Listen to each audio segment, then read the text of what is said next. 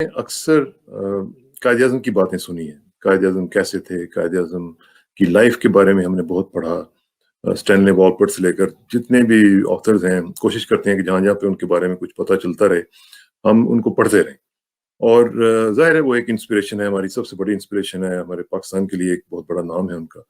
उन्होंने हमें पाकिस्तान दिया, तो इसलिए उनको बाबा-ए-कौम भी कहा जाता है। तो लेकिन उनकी ज़िंदगी के बड़े पहलू ऐसे हैं जो जिनके ऊपर काम अ, अभी तक उतना नहीं हुआ जितना होना चाहिए था। लेकिन कुछ लोग हैं जो उनके जो ऐसे गोशे हैं जो अभी तक लोगों तक नहीं पहुँचे, उनके ऊपर रिसर्च कर रहे हैं। और आज उनमें से एक शख्सियत जो है वो हमारे साथ मौजूद होंगी। हम उनसे बात करेंगे, सीनियर ब्यूरोक्रेट हैं और ब्यूरोक्रेसी में भी बड़े-बड़े पढ़े-लिखे लोग हैं, ये अब आपको पता चलेगा। और दूसरी बात ये है कि उन्होंने कायद-ए-आज़म के साथ उनकी जो बेगम साहिबा हैं, उनके ऊपर रिसर्च की है और उनके ऊपर एक किताब लिख डाली है। तो आज उनका ज़रा आज हम तज़िया करेंगे कि उनकी बेगम का क्या किरदार था। ज़ाहिर है एक कामयाब शख्स के पीछे एक औरत का तो हमने सुना हुआ है। तो कायद-ए-आज़म की जो बेगम थी उनका क्या रोल था, उसके बारे में आज ज़रा बात करेंगे और चलते हैं क्वेटा और बात करेंगे डॉक्टर साद एस खान साहब के साथ जो कि डीजी नीपा हैं और सीनियर ब्यूरोक्रेट हैं और उनसे आज बात करेंगे। डॉक्टर साहब अस्सलाम वालेकुम जी। वालेकुम सलाम। डॉक्टर साहब कैसे हैं? क्वेटा की हवाओं को, फ़िज़ाओं को सलाम और बड़ा बड़ा खूबसूरत शहर है, हमारे तो दिलों में बसता है और बलूचिस्तान तो वैसे ही मुझे बड़ा प्यारा है। तो कैसे हैं आप? ठीक-ठाक हैं जी? बिल्कुल ठीक-ठाक और बलूचिस्तान में तो और ख़ास तौर पे क्वेटा में तो बड़ी ठंडी हवाएँ चल रही हैं। Unlike rest of Pakistan, Karachi वग़ैरह में इस वक़्त बहुत तपिश है। तो क्वेटा में माशाल्लाह बड़ा प्यारा मौसम है। माशाल्लाह, माशाल्लाह। अच्छा डॉक्टर साहब ये मुझे ज़रा बताएँ कि एक तो ब्यूरोक्रेट और ऊपर से यानी आपकी लाइफ़ जो है वो तो बिल्कुल डिफरेंट किस्म की पैटर्न पे चल रही होती है। आपने तो मैनेजमेंट की चीज़ों में देखना होता है, आपने एडमिनिस्टर करना होता है मुख्तलिफ चीज़ों को। साथ-साथ ये लिखने-लिखाने का और रिसर्च का ये सिलसिला आपको कैसे मिला और कैसे आपने इसको अभी तक निभाया है? देखिए बात ये है कि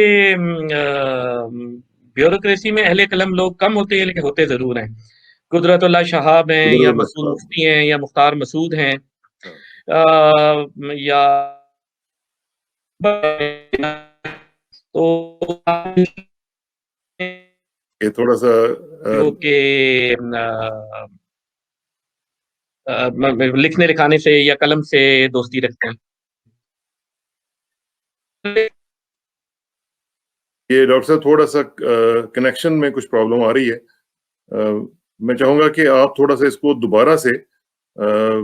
दोबारा इसको लिंक को क्लिक करके आप दोबारा कोशिश करें आने की, तो हम उस पे ज़रा हो सकता है फिर ज़्यादा बेहतर हो जाए। तो इन द मीन टाइम मैं ज़रा अपने नाज़रीन से भी ये बात करता रहता हूँ। देखिए वो कायद-ए-आज़म के बारे में कहा था कि as there was no crease in his dress, there was no twist in his character. यानी उनके कैरेक्टर के बारे में उनके जो दुश्मन थे वो भी मानते थे कि क्या कैरेक्टर है। यानी मैं कई दफ़ा ये अब यकीन माने कि मैं हैरान होता हूँ कि कितना ज़बरदस्त कैरेक्टर हो सकता है कि जो अपने दुश्मनों से अपने आप को मनवा ले। ये बहुत बड़ी बात है, ये कोई छोटी बात नहीं है। और हम लोगों ने अक्सर देखा है कि हमारे जो दुश्मन होते हैं, वो नॉर्मली मानते नहीं हैं। वो मानते नहीं है क्योंकि उनकी उसमें शिकस्त होती है। तो हियर कम्स डॉक्टर साहब सॉरी जी वो लाइन कट गई थी। तो कोई दो मसला नहीं। जी ओवर टू यू। जी, तो बस मैं यही गुज़ारिश कर रहा था कि बेसिकली कलम का शौक जो है वो तो किसी शोबे के भी इंसान को हो सकता है। ठीक, और हमारे शोबे में तो ख़ैर माशाल्लाह ब्यूरोक्रेसी में पाकिस्तान में, इंडिया में, इवन बर्तानिया में काफ़ी लोग रहे हैं। तो मेरा 2-3 शौक रहे हैं इल्म और दानिश के हवाले से। एक तो पॉलिटिकल इस्लाम पे लिखना, role of Islam in international politics, तो उसके ऊपर भी मेरी 2-3 किताबें हैं। और एक मेरा क्रेज़ है या पैशन है या आप कहें मेरी ज़िंदगी का इश्क है, दैट इज़ मिलिट्री म्यूज़िक।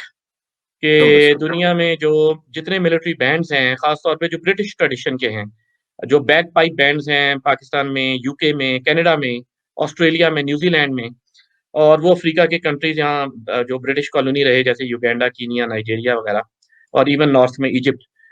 तो इस पे मेरा काफ़ी काम है और इसके ऊपर भी मेरी एक बुक है। अलबत्ता अब मुझे लगता है कायद-ए-आज़म कि एक प्रोग्राम जो है वो हमें म्यूज़िक पे भी करना पड़ेगा, मिलिट्री म्यूज़िक पे भी। नहीं, वो तो जी मेरा प्यार है, जो म्यूज़िक है दैट इज़ माशाल्लाह, माय लव, माशाल्लाह। अच्छा इंस्ट्रूमेंटल डॉक्टर म्यूज़िक। साहब coming back to the topic वो जो हमारी किताब है आज, वो ये जी, जी। किताब है जो मैं चाहूँगा कि आप हमें दिखा भी दें, जी, जी। मादरे हुर्रियत बेगम जिन्ना, कायद-ए-आज़म की जी, जी, जी। हमसफ़र।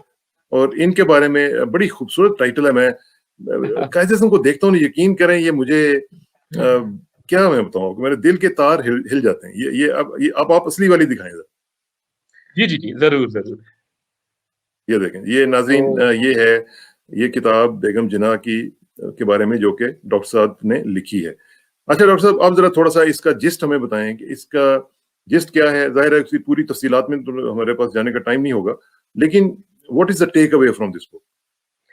देखिए बेसिकली मैंने बेगम जिन्ना पे 2 किताबें लिखी हैं। कायद-ए-आज़म के हवाले से मैंने 4 किताबें लिखी हैं और चारों उन मौज़ूआत पे हैं जिन पे पहले कम काम हुआ था। एक कायद-ए-आज़म की दौलत और जायदाद के हवाले से, एक कायद-ए-आज़म की औलाद के हवाले से और ठीक, 2 कायद-ए-आज़म की अहलिया के हवाले से, जिनमें से एक ये है। ये कायद-ए-आज़म की अहलिया की ज़ाती ज़िंदगी के बारे में है। तो यहाँ पे इस किताब में मैंने थोड़ी तहकीक की और ये इस नतीजे पे पहुँचा कि कायद-ए-आज़म, जैसा कि अभी आपने शुरू में भी कहा कि हर कामयाब इंसान के कामयाबी के पीछे कहा जाता है एक औरत का हाथ होता है, तो कायद-ए-आज़म की ज़िंदगी में, उनकी कामयाबियों में बेगम जिन्ना का हाथ बहुत वाज़े तौर पे दिखाई देता है। हाँ, बेगम साहिबा एक बेसिकली एक बहुत ज़्यादा क्या कहने चाहिए कि इमोशनल, पैशनेट किस्म की खातून थीं। उनकी बड़ी ख़्वाहिश थी कि आज़ादी मिले, बल्कि वो जैसे छोटी बच्ची थीं, 11, 12, 13 साल की, तो अपनी सहेलियों को ख़त लिखा करती थीं कि मेरा ख़्वाब है कि मैं एक तलवार उठाऊँ, मुकाबला करूँ और अंग्रेज़ों को निकाल दूँ। तो ये उस वक़्त थी जैसे वो क्लास छठी 7वीं में होती थीं। तो ये जो उनका स्पिरिट था कि जी एक वो मैदान जंग में जाएँ और उसका, तो कायदे से उन्होंने शादी भी इसीलिए की क्योंकि अमंग द इंडियन पॉलिटिशियंस जो यानी जो बरसगीर पाक हिंद था उस वक़्त, जो यूनाइटेड इंडिया था, ब्रिटिश इंडिया था, तो उसमें उन्हें कायदे-आज़म एक ऐसे लगे जो कि फर्मली एंटी कॉलोनियलिस्ट थे, जो कि साम्राज्य के मामले में किसी कॉम्प्रोमाइज़ पे यकीन नहीं रखते थे। हाँ, मैं किसी रहनुमा को मतलब क्रिटिसाइज़ नहीं कर रहा, लेकिन हकीकत ये है कि सर सैयद अहमद खान जेनुइनली समझते थे कि हमारी मुसलमानों की बका बरतानवी राज से वफ़ादारी में है। ठीक, ठीक। इसी तरह गांधी जी, जो कि वो उनका वो था अहिंसा वगैरह का, नॉन वायलेंस का एक उनका मोटो था। तो शुरू के 10-20 साल तो वो सिर्फ़ मतलब अंग्रेज़ की वफ़ादारी पे यकीन रखते थे। तो कायदे-आज़म के बारे में तो बड़ा साफ था कि from day one when he entered parliament as a member of the legislative council, उस दिन से लेके तो जब तक वो पाकिस्तान के गवर्नर जनरल नहीं बने, तो ये तकरीबन 4 अशरों का मतलब 4 या डेकेड्स जो है उनकी पार्लियामेंट्री हिस्ट्री है, पार्लियामेंट्री लाइफ़ है कायदे-आज़म की। तो उसमें Quaid-e-Azam was a fierce anti British, anti colonialist, was a fierce nationalist. और ये वो चीज़ थी जो बेगम साहिबा को शायद उनके बारे में पसंद आई और वो उन्होंने उनसे शादी करने की कोशिश की। कोशिश मैं इसलिए अच्छा, कहूँगा क्योंकि before we go ahead doctor साहब, इसमें मैं आपको बल्कि एक मेरे ज़हन में सवाल ये आया कि ये जो तस्वीर है, और ये जी, टाइटल भी जो आपने लगाई हुई है, ये कलर्ड है। तो जी, ये आपने ट्रीट की है, कैसे की है ये? जी। असल में इस तरह है कि ये किताब में इसमें काफ़ी ज़्यादा इसमें बहस की गई है कि इत्तेफ़ाक कुछ ऐसा है कि कायदे-आज़म की अहलिया मोहतरमा की तमाम तस्वीर डिस्ट्रॉय कर दी गईं। कब की, किसने की, क्यों की, इसके ऊपर मैं नहीं जाता और किताब में भी मैंने यही लिखा है कि जिस बारे में कोई दावा मतलब जिसके बारे में सबूत ना हो तो खामोशी बेहतर होती है, मज़ीद मुहक्किकीन इस पे तहकीक करेंगे। लेकिन ये बात तयशुदा है कि बेगम जिन्ना को अपने पोर्ट्रेट्स बनाने का बड़ा शौक था और क्योंकि फ़ोटोग्राफ़ी उस वक़्त ब्लैक एंड व्हाइट होती थी, लिहाज़ा बेगम साहिबा किसी न किसी मशहूर पेंटर को बुलाती थीं और अपनी आप को पेंट करवाती थीं। तो जब बेगम साहिबा का इंतकाल हो गया तो कायद-ए-आज़म ने वो 40 मुख्तलिफ साइज़ेज़ के कलर्ड पोर्ट्रेट कायद-ए-आज़म के पास मौजूद थे, जो कि बेसिकली पेंटिंग थे। और कायद-ए-आज़म ने सारी ज़िंदगी इनको सँभाल के रखा और ये जो है उनके कायद-ए-आज़म के ड्राइंग रूम वग़ैरह में भी लगे होते थे। बेगम साहिबा के पोर्ट्रेट कायद-ए-आज़म ने कभी दोबारा शादी नहीं की। और जब 1947 में वो गवर्नर जनरल बन के पाकिस्तान आए तो एक उनका घर जो था दिल्ली में 10 औरंगज़ेब रोड, जो आजकल डच एम्बेसडर टू इंडिया की रिहाइशगाह है, that used to be the Jinnah house, फिर कायदे-आज़म ने बेच दिया था। तो वो वहाँ पे जितने कायदे-आज़म की एहलिया से मंसूब चीज़ें थी और तमाम फर्नीचर वगैरह, तो वो कायदे-आज़म ने मँगवा लिया। तो पाकिस्तान आर्मी की एक यूनिट थी कर्नल हक नवाज़ की क़यादत में, उधर गई, 52 कार्टनों में ये सारी चीज़ें रखी गईं और 2 ट्रक लेके तो वो कराची पहुँच गए। बेगम साहिबा के तस्वीर के अलावा हर चीज़ आज भी मौजूद है और इतने ज़्यादा वो सामान है कायद-आज़म का, यानी पेन भी मौजूद है, उनका मोनोकल्स भी मौजूद हैं, उनकी 2 पिस्टल्स थी जो उन्होंने मतलब शौकिया रखी हुई थी, उन्हें गिफ्ट मिली थी, वो भी मौजूद हैं और कराची में 3 अजायब घर हैं। एक कायदे-आज़म हाउस म्यूज़ियम कहलाता है, अवारी होटल के सामने शाहराह फैसल पे, जो कायदे-आज़म का ज़ाती बंगला था। उस वो अब म्यूज़ियम बना हुआ है, कुछ फर्नीचर और ब बर्तन वगैरह उधर रखे। कुछ जो है वो मज़ार-ए-कायद के नीचे बेसमेंट पूरा म्यूज़ियम है, तो कायदे-आज़म की कारें और बड़ी चीज़ें और फर्नीचर, डाइनिंग हॉल वो उधर रखे, और वज़ीर मेंशन जहाँ कायदे-आज़म की पैदाइश हुई थी, बाकी चीज़ें उधर। क्यूरियसली बेगम साहिबा से रिलेटेड सारी चीज़ें जो हैं वो मिसिंग हैं। यानी कि उनकी एक भी कलर्ड फ़ोटो दुनिया में मौजूद नहीं। To bring Begum Sahaba back to life, to give an impression of how did she look like when she was alive. तो ये हमने जी पिछले 3-4 साल में उनकी काफ़ी तस्वीरें डिजिटली रिकंस्ट्रक्ट करवाई हैं। हाँ, पाकिस्तान नेशनल आर्काइव्स में उनकी 2-3 फ़ोटोग्राफ्स पड़ी हुई थी। तो आजकल बड़े सॉफ्टवेयर हैं, मिसाल के तौर पे अगर कोई बंदा 16 साल का ऐसा लगता है, तो सॉफ्टवेयर्स हैं जो उसको फिर वो उसको उसको ग्रो करता है और बताता है कि अगर 16 साल में इंसान इस तरह का लगता है, तो 19 साल में इस तरह का लगता होगा। और जी, इसी तरह के सॉफ्टवेयर्स हैं जिसमें फिर आपको डिटरमाइन करना होता है कि कौन से कलर्स आपने देने हैं। मतलब ये ग्रीन कलर की साड़ी इसमें पहनी है, तो ये मेरी ज़ाती चॉइस थी कि अच्छा। इसमें बेगम साहिबा हरी रंग की साड़ी में नज़र आएँ और कायद-ए-आज़म साहब नीले रंग के सूट में। तो ये जी जितनी फ़ोटोग्राफ्स इसमें बेगम साहिबा और कायद-ए-आज़म की इकट्ठी हैं, वो सारी डिजिटली रिकंस्ट्रक्टेड हैं। जी। तो ये जो तस्वीर है, यानी इसको आप कितना हकीकत के करीब कह सकते हैं कि ये कितनी हकीकत के ऐन मुताबिक होगी?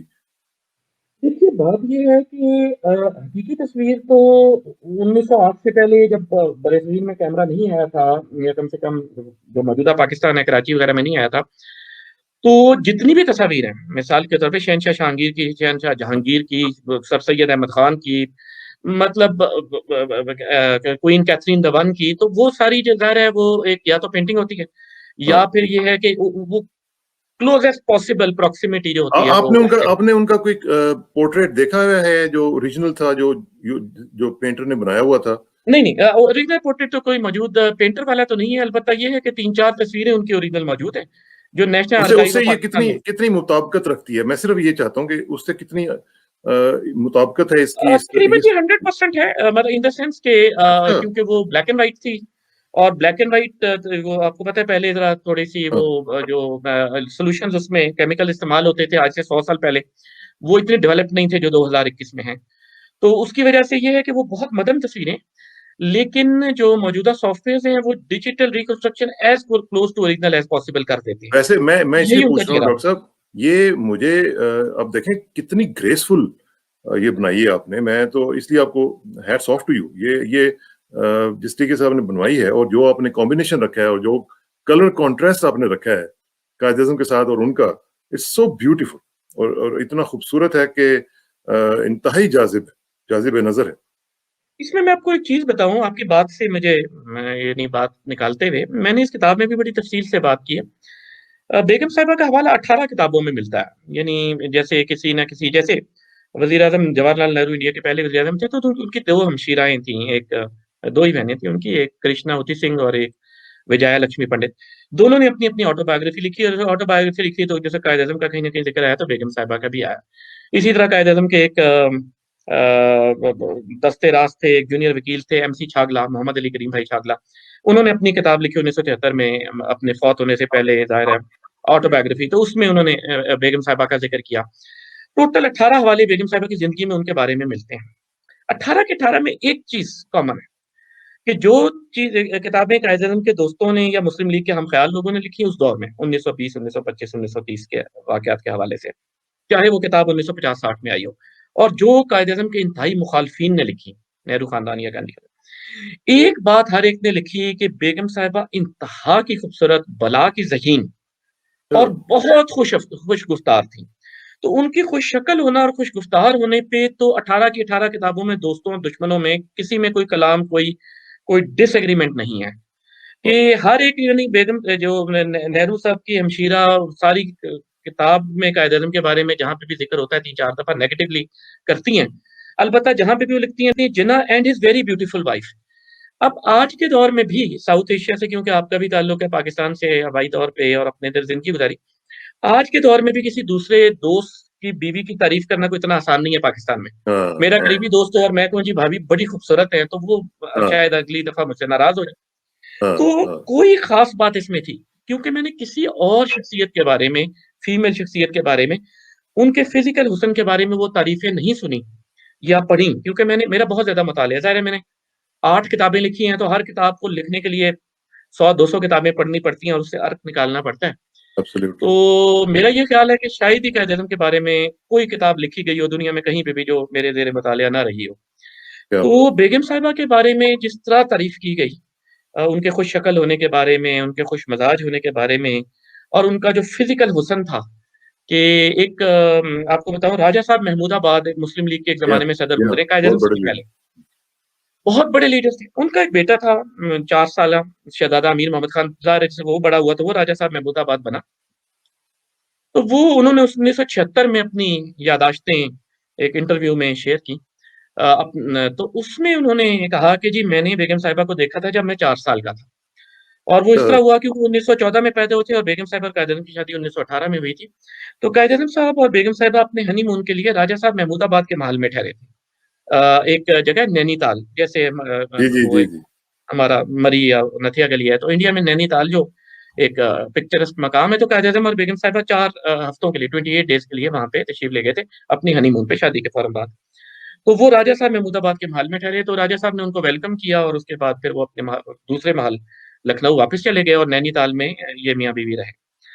तो वहाँ पे वो बताते हैं राजा साहब महमूदाबाद छोटे वाले कि जी जो 1976 में बताते हैं कि जब मैं 4 साल का था 1918 में, 1914 उनकी पैदाइश है। तो मैंने जैसे देखा कि कायद-ए-आज़म उनकी अहलिया आ रही हैं, तो कहते हैं कि मुझे लगा जैसे कोई परी आ रही है और ओह! कहते हैं कि जी मैंने दौड़ लगाई और मैं दुल्हन की गोद में बैठ गया। बाप ने, माँ ने, जो बड़े राजा साहब महमूदाबाद थे, सख्त नाराज़गी का इज़हार किया, घूर के देखा, कहते हैं लेकिन मैंने उतरने से इनकार कर दिया। कहते हैं वो दिन हुँ, और आज का दिन कि आज मैं बूढ़ा हो गया। कहते हैं हाँ, मैंने पूरी ज़िंदगी में इतनी खूबसूरत इंसान नहीं देखी। सुभान तो कहने अल्लाह! का मकसद है कि जो एक इंसान 70 साल की उम्र में भी ये कह रहा है कि अब मेरी पूरी हाँ, ज़िंदगी गुज़र गई है, मैंने क्या इससे बात! खूबसूरत देखा ही किसी को नहीं। इसी तरह एक बड़े मशहूर रहनुमा थे दीवान चमन लाल, कायद-ए-आज़म के वो बहुत मद्दाह भी थे और कांग्रेस के अगरचे लीडर थे और पंजाब असेंबली मुत्तहिदा पंजाब असेंबली के मेंबर रहे बहुत अरसा, बाद में फिर इंडिया में वज़ीर भी रहे, आज़ादी के बाद। तो वो भी लिखते हैं कि पूरी दुनिया में शायद ही कोई खातून हो, जो कि हुस्न में जो अंग्रेज़ी में उन्होंने लिखा है, who can even show a candle to Mrs Jinnah, कि वो एक ओह! मोमबत्ती भी जला के दिखा सकती हो। तो बेगम साहिबा का ओह! एक ये पहलू किताब बड़ा खूबसूरत है। दूसरा पहलू उनकी खुश लिबासी का है, कि कायद-ए-आज़म को लिबास का बहुत शौक था। जब मैं एक क्या बात! वाक़या अक्सर अपने इंटरव्यू में सुनाता होता हूँ, कि एक दफ़ा कायद-ए-आज़म रेडियो के इंटरव्यू में थे और अचानक इंटरव्यू छोड़ के चल पड़े, परेशान हो गए और थोड़ी देर बाद वापस आए मुस्कुराते हुए। तो इंटरव्यूअर ने कहा कि सर क्या हो गया था, आप उठ के चले? कहते हैं वो मेरा जो वो बैटमैन था उसने कमाल ही कर दिया, मेरे ये जो कफ लिंक्स थे तब बटन तो नहीं होते, हाँ, कफ लिंक्स की टाई से मैचिंग ही नहीं थे। अब बात ये है कि अगर टेलीविज़न होता तो फिर तो बात थी कि भई टेलीविज़न में तो हाँ, नज़र आ रहा है, रेडियो पे तो हाँ, नज़र हाँ, नहीं आता। क्या बात! लेकिन खुशनवासी में वो इतने मतलब कंसर्न इमैक्युलेट। थे हाँ, कि उनको हाँ, इमैक्युलेट कि उन्हें अनईज़ीनेस हो रही थी कि यार ये मेरे जो है ना मैच नहीं कर तो हाँ, बेगम हाँ, साहिबा के बारे में भी यही था कि उनकी जो सबसे बड़ी खुशमज़ाकी यानी the thing that was always appreciated was her love for dresses. हाँ, यहाँ तक कि जिस किस्म का ब्लाउज़ उन्होंने इंट्रोड्यूस किया अपनी साड़ी के साथ, वो बहुत अरसे तक इंडियन ब्लाउज़ के नाम से एक फ़ैशन स्टेटमेंट बना रहा, कि जो क्या साहिब सरवत ख़वातीन थीं, वो उस किस्म का ड्रेस का वो पसंद फरमाती थीं और वो एक फ़ैशन स्टेटमेंट बन गया फॉर नेक्स्ट 2 और 3 जनरेशन। इसी तरह मैंने मुख्तलिफ़ वाक़यात लिखे हैं कि मुख्तलिफ़ महारानियाँ, महारानी ऑफ कपूरथला, दूसरी महारानियाँ, कोई बड़ा मौका होता था तो मिसेज़ जिन्ना से पूछा करती थी कि भई आप बताएँ कि हम ये मतलब कैसे मतलब ड्रेस की मैचिंग करें और किस रंग का गजरा पहने और किस रंग की पायल पहने वग़ैरह-वग़ैरह। हाँ, हाँ, तो एक और बड़ा मशहूर वाक़या एक बदरुन्निसा बेगम काफ़ी मशहूर मुसलमान रहनुमा गुज़री हैं, उनके अम, हुसैन हैदर देहलवी जी, उनके हस्बैंड थे जो दिल्ली के बड़े मशहूर वकील भी थे। एक आगा शायर देहलवी एक शायर थे दिल्ली के, वो इनके जेठ थे। तो वो बदरुन्निसा बेगम कहती हैं कि जी वो एक दफ़ा इनसे मिलने गई, किसी को कोई सिफ़ारिश करानी थी, मिसेज़ जिन्ना की सहेली थी कि उनको ये कह दें। तो कहती हैं जैसे मैंने उनकी साड़ी देखी तो कहती है मैं तो अशश कर उठी कि मतलब व्हाट अ टेस्ट! तो कहती हैं कि मैंने हल्का-सा ज़िक्र किया कि आपकी साड़ी बहुत खूबसूरत है। तो कहती हैं कि बस बेगम साहिबा का ये सुनना था कि वो खिलखिला के हँसी और उन्होंने कहा कि जी एक तो इस पे मेरी साड़ी पे पैसे पूरे हो गए और हाँ, दूसरा जहाँ-जहाँ वैसे मैंने कढ़ाई कराने में जो मेहनत की है ना और जो मैंने सर खपाया कारीगरों से वो भी पूरा हो गया कि आपने इसकी तारीफ़ कर दी। तो कहने का माशाअल्लाह, मकसद ये है कि she was very meticulous about her immaculate dressing and she was very concerned about it. तो अच्छा, आपने कहा कि दूसरा देखो बारिश। थोड़ा-सा बात जी, कर जी, रहे थे कि उनका जो पॉलिटिकल लेवल पे किस जी। तरह उन्होंने सपोर्ट किया कायद-ए-आज़म को? किस तरीके से उनकी जो तहरीक थी, उसमें उनका क्या रोल था? और किस तरीके से देखिए, उन्होंने एक मैं तो सपोर्ट के तौर ये पे चाहूँगा कि कभी जो है ना ये मेरी दूसरी किताब है उसके बारे में। ये जी, किताब उस पे भी इंशाल्लाह कभी 15-20 मिनट का अलग प्रोग्राम रखिएगा। इंशाल्लाह, मुख्तसरन इंशाल्लाह। ये है कि बेगम साहिबा का जो मेन किरदार था, वो ज़ाहिर है कायद-ए-आज़म का जो साथ था वो बेसिकली पॉलिटिकल था। बेगम साहिबा जो थीं मतलब she was a source of inspiration for Quaid-e-Azam. कैसे थीं? मतलब इसके ऊपर मेरी 450 सफ़ों हाँ, की किताब है। 2-3 जी, मिनट में बताना शायद मुश्किल हो, लेकिन चलिए 1-2 चीज़ें बताता हूँ। नंबर 1 ये कि कायद-ए-आज़म एक कॉन्स्टिट्यूशनलिस्ट थे। कायद-ए-आज़म का ये ख़्याल था हर चीज़ आइन के मुताबिक होनी चाहिए। अगर कोई चीज़ गलत हो रही है तो ऐवान में इसको मामले को रेज़ किया जाए। बेगम साहिबा का ख़्याल था कि नहीं, अंग्रेज़ जो है उसको जाने के लिए हमें जानें भी कुर्बान करनी चाहिए तो की जाएँ। तो कायद-ए-आज़म ने अगर ज़ाती तौर पे कभी मुज़ाहिरों में हिस्सा लिया है, तो ना बेगम साहिबा से एफ़िलिएशन से पहले लिया है, क्योंकि वो तो सियासत में काफ़ी पहले से थे, 1906 में उन्होंने कांग्रेस जॉइन की कायद-ए-आज़म ने, शादी उनकी हुई 1918 में। तो उन 12 सालों में उन्होंने ज़िंदगी में कभी भी किसी स्ट्रीट पॉलिटिक्स में हिस्सा नहीं लिया। 1929 में जब बेगम साहिबा का बीमारी की वजह से, पेट के कैंसर की वजह से इंतकाल होता है, तो उससे लेके 1948 तक भी कायद-ए-आज़म ने कभी नहीं किया। अच्छा, कायद-ए-आज़म जब भी स्ट्रीट पॉलिटिक्स में आए हैं, वो बेगम साहिबा की वजह से हैं और बेगम साहिबा साथ रही हैं। यहाँ तक मैं आपको एक वाकया बताता हूँ क्योंकि ये मतलब पूरे तफ़सील का मुतकाज़ी है ये मौज़ू एक बहुत बड़ा है, कि एक दफ़ा लॉर्ड विलिंगटन एक बड़ा मशहूर गवर्नर क्या? गुज़रा है जी, जी, जी। बॉम्बे का, बाद में वो वाइसरॉय भी बना 1931 में, लेकिन 1913 में वो 1913 से 18 5 साल वो गवर्नर। जब वो बॉम्बे से जाने लगा तो कुछ हामी शहरियों ने कहा कि हम इसकी याद में मॉन्यूमेंट बनाएँगे, एक यादगार बनाएँगे। बेगम साहिबा ने कहा, "भई किस खुशी में बनाएँगे?" मतलब ये एक साम्राज्य हुकूमत का नुमाइंदा था, पुलिस ने मुख्तलिफ जगह पे मुज़ाहिरीन पे गोली चलाई है, अब हम इसकी यादगार भी बनाएँगे। बेगम साहिबा ने कहा, "जी, भई यादगार तो नहीं बनेगी और अगर बनाने की कोशिश की तो मैं आके रोकूँगी।" तो बेगम साहिबा ने मुख्तलिफ जगह स्ट्रीट जलसों से खिताब किया और एंड में 10 दिसंबर को एक बड़े जलसे का ऐलान किया, जिसकी क़यादत उन्होंने खुद फरमाई, जिसमें 25 से 30 हज़ार तक अफ़राद शरीक हुए, जिसमें खातून अक़लियती ही थीं, बेगम साहिबा खुद। वहाँ पे ज़ाहिर है पुलिस आ गई। पुलिस ने कहा कि भई आप ये जगह खाली करें। तो बेगम से साहिबा ने कहा कि जी मैं तो खाली नहीं करती, आप जो कर सकते हैं करें। तो पुलिस ने ज़ाहिर है तशद्दुद वगैरह शुरू कर दिया मर्दों पे और बेगम साहिबा क्योंकि खातून थी उन्होंने उनके ऊपर वाटर कैनन्स फेंकी। तो उसमें फिर बाद में मुज़ाहरे में कायद-ए-आज़म भी ज़ख्मी हो गए, 300-400 लोग गिरफ्तार भी हुए।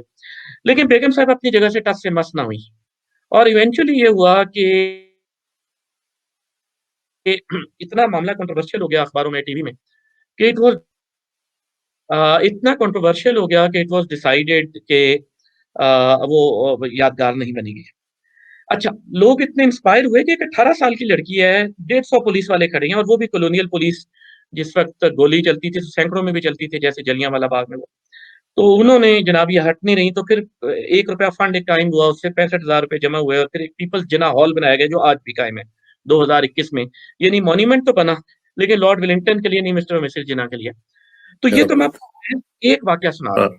नहीं, इस पे डॉक्टर साहब हम ऐसे करेंगे कि चूँकि बात में तशनगी रह गई है और जी, हम वो इतना खूबसूरत आपने बयान किया है कि उसमें पूरा ये शो का टाइम गुज़र गया, लेकिन मेरा ख़्याल है कि हमें जी, इसके ऊपर मज़ीद 1-2 शो जो हैं वो बेगम साहिबा के बारे में करने पड़ेंगे और फिर हम डेफ़िनिटली, इसको थोड़ा-सा लोगों को तक पहुँचा सकेंगे।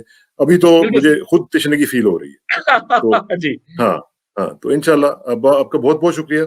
लेकिन बहुत शुक्रिया। मैं इस वादे के साथ कि आपसे इंशाल्लाह जल्दी मुलाकात होगी, मैं ज़रूर, आपसे इजाज़त चाहता हूँ और आखिर में दुआ बहुत कि मेरी शुक्रिया। इज़्ज़त के लिए काफ़ी है कि मैं तेरा ही बंदा हूँ। मेरे फ़ख्र के लिए काफ़ी है कि तू ही मेरा परवरदिगार है। तो बिल्कुल उसी तरह जिस तरह मैं चाहता हूँ, मुझे भी उसी तरह बना दे जिस तरह तू चाहता है। स्पुरदम बतोमाए खेचरा, तू दानी हिसाबे कमो बेचरा। मुझे इसरार किसाना को डॉक्टर साद एस खान के साथ इजाज़त दीजिए। जल्दी मुलाकात होगी इंशाल्लाह। अल्लाह हाफ़िज़।